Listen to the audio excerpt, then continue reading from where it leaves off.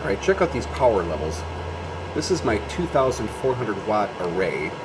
I don't think there's any cloud edge going on because it's pretty consistent. Look at there. This is my pergola array, 1,300 watts, and this one's still kind of sort of not a good angle there. And this is the 1,200 watt array. It's almost making its rated panel wattage. Very cool. Yeah, add all that up, and you're talking some serious power. Cool. Look at that.